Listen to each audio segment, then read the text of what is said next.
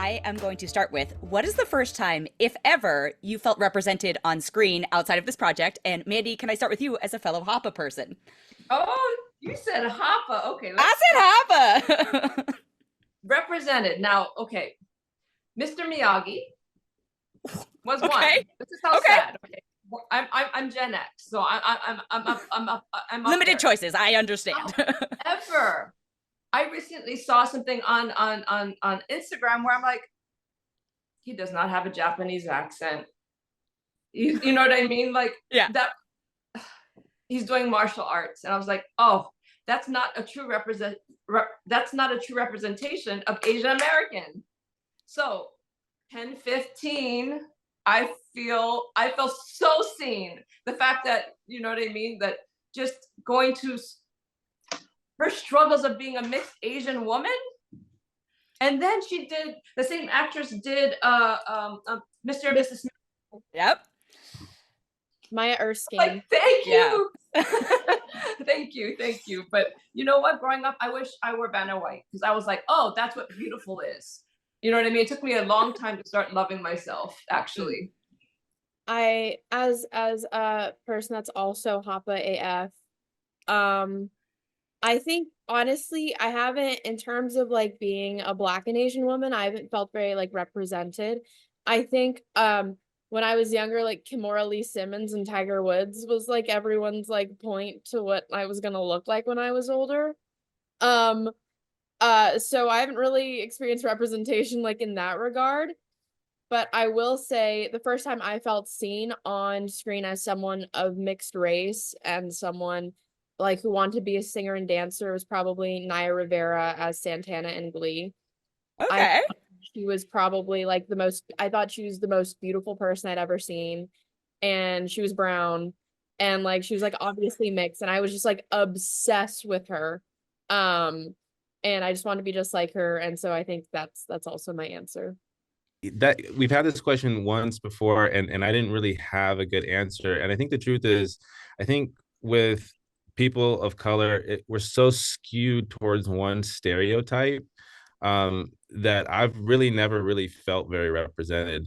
If anything, like when I look at Wayne's career and just the multiplicity of everything that he does in all the different spaces, like that feels to me like the most natural. Like you could do this thing and that thing, and you can show up in all kind of different contexts and environments with different people, and be you and be true to yourself and represent your community and all these kind of things. But you can't just be the Black dude. You can't just be the light skinned dude. You can't just be the athlete. Like, so I really felt limited actually by representation, and so I'm happy that this show kind of offers more latitude for what that looks like and what that is actually. How much did Wayne pay you to say that? Yeah. Right. Thank you, Jason.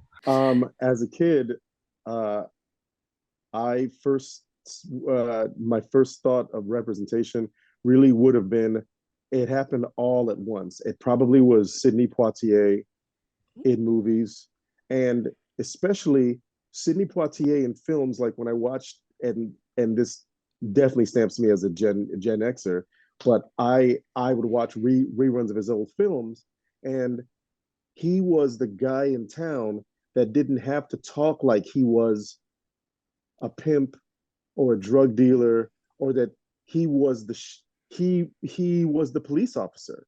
He was the guy who didn't have to fit what was being shoved down our throats. So when I saw him, and at the same time saw him, Sammy Davis Jr., I saw Morgan Freeman as the easy reader on Electric Company, and LeVar Burton. So to me, the representation that when I was seen is like, oh, we can be all these things, and I don't have to sound or look like somebody who I'm told a Black man walks and talks like. It doesn't mean that I'm not that and that journey isn't valid. It just means that I can relate to something else. And it's an amalgam of those guys. So you're saying people of color can contain multitudes? My God, Who, what a shock. who knew? Who knew? Yeah. Who I have a knew? movie reference now for when I felt represented. It was Please. Mos Def in The Italian Job and Mos Def in Please Be Kind Rewind with Jack Black, because he just wasn't having all the bullshit. Like he was like, I read, I'm smart, and whatever. Like just how he showed up in those movies and what he allowed to happen and what he didn't allow to happen. I was like, okay, you know, yes, because I'm more and I can be more. I'll give you Shout one out to more for Mos that. Def. Yeah, Most Def in Talladega Nights. Look it up again. It's erudite. Wayne, this one is for you. When did the term pansexual first cross your path? Because I grew up without that phrase as well. I grew up, there was like bisexual and gay, and that was it. So when did you hear, oh my God, there's more? Um, when, yeah, when this whole thing started, when going down the rabbit hole, trying to say, okay, I know I'm not gay. I know I'm not gay because I do have a strong attraction for women and for the woman form. So I know I'm not gay, but then I can't possibly be completely straight if I can find a man that attractive. But bisexual felt too limiting to me, and I was also very conscious of bisexual erasure because I would talk to my gay friends, and then some and they would go, "There's no such thing. You're just a delayed gay bomb that's still ticking." And then you talk to someone straight and it's like, "No, you're either straight or gay," and not wanting to fall into that. And I'm just stubborn. I was like, "No, I refuse." So when I knew about pansexuality or talked to my therapist and started to read it, and when the term hit the general lexicon, I went, that feels We'll like talk me. about it. Yes, and I didn't even know what the term was until Miley was the one. Thank you. It was Miley. That's why her generation kicks ass. She was the one that's like, well, Dad, it's such and such. I went, oh, okay, let's go. Miley, how much translating in general do you feel you have to do for the I don't want to say elders because I'm closer in age bracket to them by far, but for the adults in your life? I think not a lot. I wouldn't say like a lot. I think I'm Hmm. lucky to have parental figures that are, I feel like you guys are pretty up to date for a lot of things. I think I bring like some new fun like phrases into the house sometimes. But most of the times I think they're actually pretty like with it, honestly. Okay, what is the most shocking phrase? Not necessarily like, oh God, shocking, but just like that's what they're saying that y'all have learned from Miley. Op. Like Did you what's say an bop? like op? Like mom. Oh, That person's your op. I was like, opposite? What do you get? And she's like, yeah, it's just you know what I mean? Am I using that Yeah, like, correctly? yeah, like they're your op, like she's your op. I just It's aged like 5 years. it's Just like 10, someone 10 that's years like on the playing spot. on your downfall, like your opponent. Oh, your opponent. Okay, I get it. I'm young. No. This is again this is a broader question, but I always like asking folks. What growing up, who was your favorite fictional character? Because I think it says a lot about people. Oh, That does say a lot of. Oh, okay, that's a really good that's question. a really good question, Thank you. Dana, because it does say a lot about people. Your Um, favorite fictional character.